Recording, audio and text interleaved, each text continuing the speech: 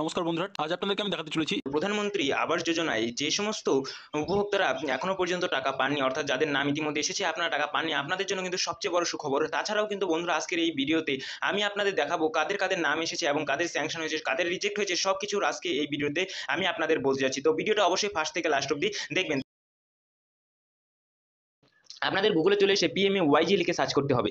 পিএমএ ওয়াইজি লিখে সার্চ করলে কিন্তু আপনাদের সবার প্রথমে এই ধরনের একটা ইন্টারফেস চলে আসবে। এই ধরনের ইন্টারফেস আসার পর আপনারা দেখবেন প্রথমে একটা ওয়েবসাইট পাবেন বা সাইট পাচ্ছেন। এই সাইটটাতেই আপনারা ক্লিক করে দেবেন।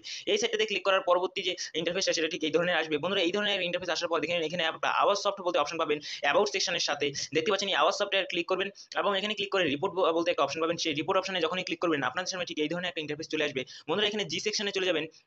জি সেকশনে চলে যাওয়ার পর প্রথম যে অপশনটা পাবেন স্ট্যাটাস আধার জব কার্ড, এখানে ক্লিক করবেন। এখানে ক্লিক করলে আপনাদের পরবর্তী ওয়েবসাইটে রিডাইরেক্ট করে দেওয়া হবে। এখানে ক্লিক করবেন জাস্ট আধার ইন্টার এক নম্বর অপশনটা। ওখানে যখনই ক্লিক করবেন আপনাদের সামনে ঠিক এই ধরনের একটা ইন্টারফেস আসবে। এখানে কিন্তু আপনাদের যে স্যাংশন হয়েছে আর কতগুলি আধার কার্ড লিঙ্ক রয়েছে সবকিছু এখানে কিন্তু শো করবে। তাছাড়াও কিন্তু আপনাদের যে পঞ্চায়েত এরিয়া, সেই পঞ্চায়েত এরিয়াও কিন্তু আপনারা দেখে নিতে পারেন। এর জন্য কিন্তু আপনাদের যে স্টেট রয়েছে সেই স্টেটটা প্রথমে সিলেক্ট করতে হবে।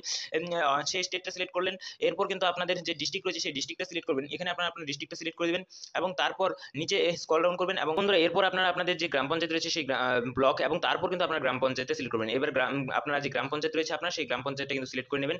গ্রাম পঞ্চায়েত সিলেক্ট করার পরে কিন্তু আপনাদের সামনে সমস্ত লিস্ট চলে আসবে। দেখতে পাচ্ছেন বন্ধুরা, এখানে কিন্তু আপনাদের নামগুলি সহকারে সমস্ত লিস্ট কিন্তু চলে এসেছে। এখানে আপনাদের একার যে বাড়ি রয়েছে সেই বাড়ির কি আপনার স্যাংশন হয়েছে কিনা বা কি প্রবলেম রয়েছে সবকিছু কিন্তু এখানে আপনারা দেখে নিতে পারবেন। একদম সমস্ত এ টু জেড আপনারা খুব সুন্দরভাবে দেখে নিতে পারেন। এই এক সাইডে দেখতে পাচ্ছেন বেনিফিসিয়ারি নাম, তারপর কিন্তু মোবাইল নাম্বার সহকারে এবং ব্যাংক অ্যাকাউন্ট সহকারে আপনাদের সবকিছু এখানে কিন্তু শো করবে।